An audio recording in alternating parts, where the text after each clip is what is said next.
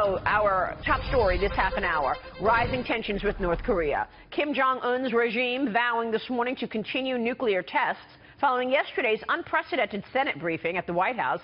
At that meeting, the Trump administration outlined its strategy, which, quote, aims to pressure North Korea into dismantling its nuclear, ballistic missile, and proliferation programs by tightening economic sanctions and pursuing diplomatic measures with our allies and regional partners, unquote. The approach is garnering bipartisan support. Joining us right now is the Colorado senator and chairman of the East Asia Subcommittee on Senate Foreign Relations, Cory Gardner. And, Senator, it's good to have you on the program this morning. Thanks for joining us. Good morning. Thanks for having me. Yeah, thank you. Can you tell us about the meeting? You attended the briefing yesterday. What was your big takeaway? Well, it's very clear from the meeting that the provocative actions that Kim Jong-un has taken has led to the most unstable conditions on the Korean Peninsula since the armistice back in the early 1950s. And so what we have to do as the United States is join with South Korea, Japan, our allies, strengthen that relationship, and push back in every way we can against this madman in Pyongyang. It's interesting that the president asked and invited all of the senators to come yesterday. Was that a surprise? Was that gave it more import? You know, I think it does highlight the importance, all 100 senators, Republicans and Democrats, coming to the White House for an unprecedented style of briefing from the nation's national security leaders and diplomatic efforts. So I think it's important, shows the need for us to come together. And if you're Kim Jong-un, certainly you're wondering what's going to happen next. Well, I mean, it's interesting. You say all the senators came. Actually, Senator Bernie Sanders was the sole holdout yesterday, right? The former presidential candidate did not mince words on why he actually skipped the briefing. He said, quote, I did not want to be part of a road show for the White House. What are your thoughts on that? Well, it's too bad that people would put partisan politics into a very serious national security threat. I don't question that Bernie Sanders had many other important things to do, but I would think the security of the homeland, the security of our allies, is at the top of anybody's list to make sure that we're attending important briefings. It really boggles the mind why he wouldn't show up to such an important meeting. Let me ask you about Iran. A hardline candidate in the country's upcoming election says he wants the U.S. to fear Iran so that it will back off the sanctions. And then earlier this week, Iranian boats forced a U.S. destroyer to fire a warning flare after coming within 1,000 yards of the ship. House Republicans are pushing the Trump administration to take a look at the Obama administration's Iranian prisoner swap last year.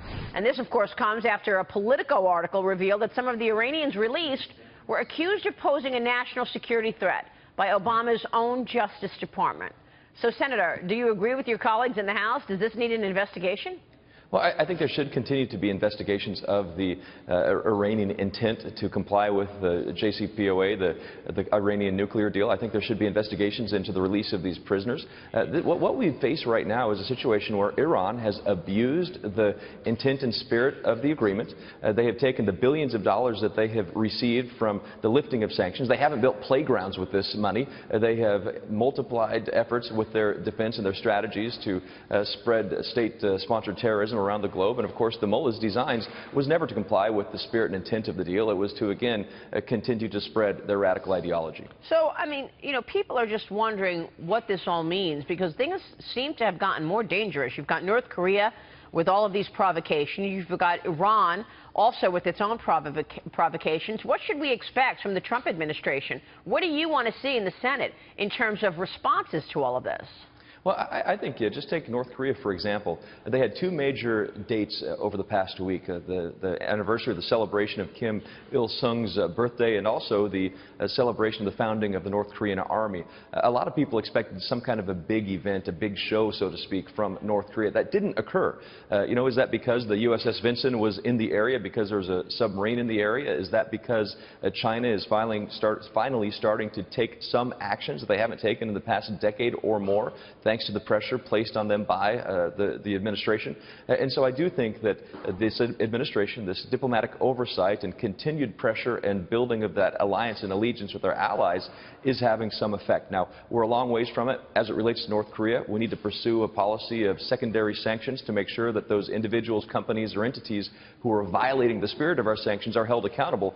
The more we do that, the more it sends a message that the United States isn't going to lead from behind, but we're going to exert U.S. leadership and show our values. So you think sanctions work then?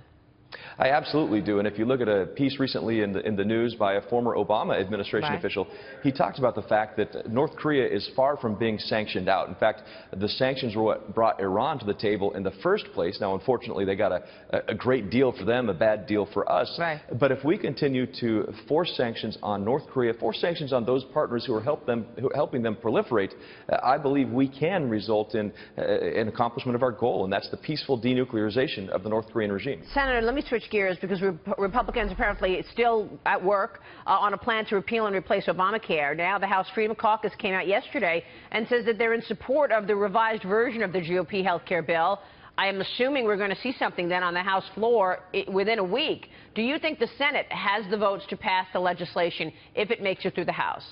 Well, I think the Senate has the votes to pass a repeal and replace bill that actually gets to the point of reducing cost, making sure that we overturn some of the bad elements of the Affordable Care Act that led to a disruption of the individual market and a lack of competition in the marketplace. So whether it's exactly what the House bill is, I haven't seen the details of it yet, but I do think there is support in the Senate, bipartisan support, to undo the bad effects of the Affordable Care Act. How much of a feeling within the Senate is there that, look, you've got to come to an agreement, you've got to get something done by the end of the year when it comes to health care and taxes? Well, I think it's very important. Look, as a Colorado senator, I look at the western slope of Colorado, the mountain areas. It faces some of the highest premium increases in the nation. Right.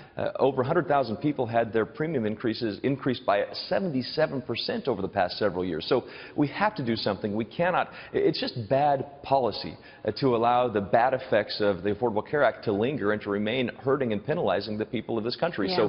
So we will have the will. We've got to make sure that we have a good policy in place, and I look forward to getting that done before the next year. And real quick, Senator, the president, of course, outlined the principles of his tax cut plan.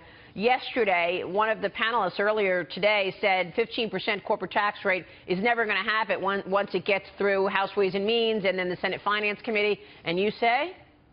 This is a great starting point for us to have a conversation about backing government off the backs of the American people, revitalizing our economy, and finally returning growth to our nation's economy. So 15% is the starting point for you then? You would rather it at 20%? Well, look, I'm not going to say I'd rather have it 20%. If we can get to 15%, do it in a responsible manner, I think that would be great for the American economy. But let's do what's right for the American people. Let's focus on economic growth.